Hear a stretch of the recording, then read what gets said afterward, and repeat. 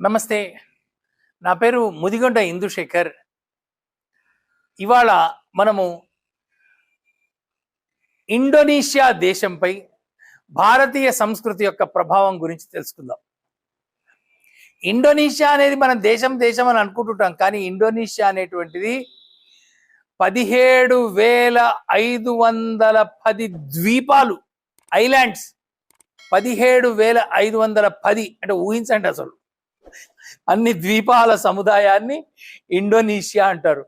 అక్కడ కొన్ని ద్వీపాల్లోకి అసలు ఇప్పటిదాకా కూడా వాళ్ళ ప్రభుత్వమే పోలేదు. మన సంగతి పక్కన పెట్టండి, వాళ్ళ ప్రభుత్వం కూడా కొన్ని వందల ద్వీపాల్లోకి వాళ్ళ ప్రభుత్వం ఇంకా ప్రవేశించలేదు. అతి ప్రాచీనమైనటువంటిది ఇండోనేషియా. ఇదంతా కూడా ఎప్పుడు ఒక 1500-2000 సంవత్సరాల క్రితము శ్రీ విజయ సామ్రాజ్యం అక్కడ స్థాపించబడ్డది. ఈ శ్రీ విజయ మహారాజులు శైలేంద్ర వంశస్థులు, వాళ్ళక్కడ ఒక 1000-1200 సంవత్సరాల క్రితము అక్కడ వాళ్ళు సామ్రాజ్యాన్ని స్థాపించారు. ఇండోనేషియాలో పేర్లు చూడండి: జావా, సుమాత్రా, కాళీమంథన, బాలి అనే పేర్లు ఉంటాయి. ఈ సుమాత్రా సరే మనకు అర్థమైపోయింది. ఈ బాలి అనేటువంటిది ఏమిటి? ప్రహ్లాదుడు యొక్క మనవడు బలి చక్రవర్తి, ఆ బలి చక్రవర్తి పేరు మీద ఉంది ఆ బాలి అనేటువంటిది. ఇవాళ ఎప్పుడో కాదు, ఈ 2024లో కూడా మనం చూసినట్లయితే అక్కడ వివాహాలు, ఈ పద్ధతులన్నీ కూడా హిందూ వైదిక హిందూ పద్ధతులే నడుస్తాయి. అక్కడ మంత్ర ఉచ్చారణ, తర్వాత సప్తపది, తర్వాత అగ్ని చుట్టూ ప్రదక్షిణం, ఇవన్నీ పద్ధతులు హిందూ వివాహాలకి. చాలా మంది ముఖ్యంగా పాశ్చాత్యులు వీటన్నిటితో ప్రభావితమయ్యి తమ యొక్క వివాహాలని ఈ బలిద్వీపంలో జరుపుకుంటారు పాశ్చాత్యులు, హిందూ వివాహ పద్ధతులతో. దాంతోపాటు అక్కడ బలిద్వీప రమణీయత, తర్వాత ఈ ఓషన్ వేవ్ రిసార్ట్స్ ఉంటాయి కదా, వాటిలో మీకు ఇండోనేషియాలో ప్రముఖమైనటువంటి ప్రాచీన ఊర్లు: చండీవనం, చండీసుకు, తర్వాత గెడుంగ్ సాంగో, తర్వాత చండీ పెనట్రాన్, చండీ వానన్, ప్రంబనన్, ఇవన్నీ ఇక్కడంతా ప్రాచీనమైనటువంటి దేవాలయాలు ఉన్నాయి. నందీశ్వరుడు, శివుడు, గణపతి, తర్వాత అగస్త్య మహర్షి. వాళ్ళు ఏం చెప్పుకుంటారంటే, అగస్త్య మహర్షి మా దగ్గరకు వచ్చి మా ఇండోనేషియా దేశాన్ని స్థాపించాడు అని. ఎప్పట మహర్షి వాళ్ళ యొక్క సంస్కృతికి నిదర్శనంగా వాళ్ళు చెప్పుకుంటారు. శివలింగాలు అక్కడ చాలా. తర్వాత బోర్నియో అని ఒక ద్వీపం ఉంది, ఇంగ్లీష్ వాళ్ళు అంటుంటారు, ఇంగ్లీష్లో అది బోర్నియో. దాని పేరు కాళీమంథన్. ఈ కాళీమంథన్ అంటే అక్కడ బోర్నియోలో వాల్కెనోస్ ఉంటాయి, అగ్నిపర్వతాలు. ఈ అగ్నిపర్వతాలు ఉంటాయి, ఈ వాల్కెనోస్. ఈ అగ్నిపర్వతాలు ఉన్నటువంటి ఆ ప్రదేశాన్ని కాళీమంథనం, అక్కడ కాళీ నృత్యం చేస్తుంది అని వాళ్ళు భావిస్తారు. తర్వాత బొరాబదుర్లో ఉన్నటువంటి బౌద్ధ స్తూపాలు, బౌద్ధం యొక్క ప్రభావం కూడా చాలా బాగా పడ్డది. తర్వాత ఉబుద్ అనే ఊర్లో శ్రీదేవి బదులు దేవిశ్రీ, ఈ దేవిశ్రీ విగ్రహం అతి ప్రసిద్ధమైన ప్రాచీనమైనటువంటిది ఉబుద్దు నగరం.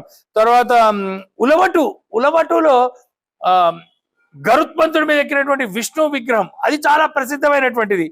తర్వాత గునుంగు కావి మందిరాలు, అక్కడ బౌద్ధ మందిరాలు ఉన్నాయి. ఈ బౌద్ధ మందిరాలు బలి ద్వీపంలో ఉన్నాయి. తర్వాత గజగోవా, తర్వాత గణేశుడు, ఇవన్నీ ప్రాచీనమైనటువంటివి. తర్వాత సుమాత్రా అనేటువంటి ద్వీపంలో తపనూలి, ఈ తపనూలిలో ఉన్నటువంటి ప్రాచీన మందిర శిథిలాలు, అవి చాలా ప్రసిద్ధమైనటువంటివి. తపనూలిలో అవి ప్రాచీన హిందూ మందిరాలు.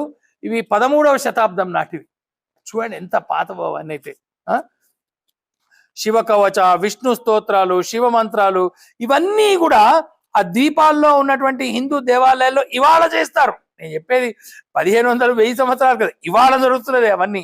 తర్వాత గాయత్రి మంత్రం ప్రసిద్ధం అక్కడ. గాయత్రి మంత్రము బలిద్వీపంలో చాలా ప్రసిద్ధమైనటువంటిది. ఆ తర్వాత ఈ కాళీమంతన్ గురించి చెప్పుకున్నాము. ఇవాళ ఇండోనేషియా గురించి చూసినట్లయితే ఇండోనేషియా రూపాయి మీద గణేశుడి బొమ్మ వేస్తారు. గణేశుడి బొమ్మ. ఇండోనేషియా వాళ్ళ ఎయిర్వేస్ ఉంది, వాళ్ళ విమాన సంస్థ, దాని పేరు గరుడా ఎయిర్వేస్. ఇండోనేషియా వాళ్ళు 1997లో జాతీయ క్రీడల యొక్క చిహ్నము హనుమంతుడు. పెద్ద హనుమంతుడి విగ్రహాలు, పెద్ద పెద్ద గరుత్మంతుడి విగ్రహాలు ఇవాళ ఉన్నాయి. ఇవాళ ఇండోనేషియాలో తర్వాత వాళ్ళ జెండా 2 రంగులు ఉంటుంది, 2 రంగులు. ఆ జెండాని వాళ్ళు ద్వివర్ణ అని పిలుచుకుంటారు. మనదేమో త్రివర్ణ, అంటే 3 రంగుల జెండా, వాళ్ళ ద్వివర్ణ. ఈ విధంగా చూసినట్లయితే ఇండోనేషియా దేశం అనేటువంటిది భారతీయ సంస్కృతికి ఒక ఎక్స్టెన్షన్, భారతదేశానికి ఒక ఎక్స్టెన్షన్ లాగా కనిపిస్తుంటుంది. మీకు ఒక మంచి విషయం చెప్తాను. ఈ మధ్య ఈ ప్రభుత్వం వచ్చిన తర్వాత, ఈ కేంద్ర ప్రభుత్వం వచ్చిన తర్వాత ఇండోనేషియాకి భారతదేశము మిసైల్స్ అమ్మడం ప్రారంభించింది.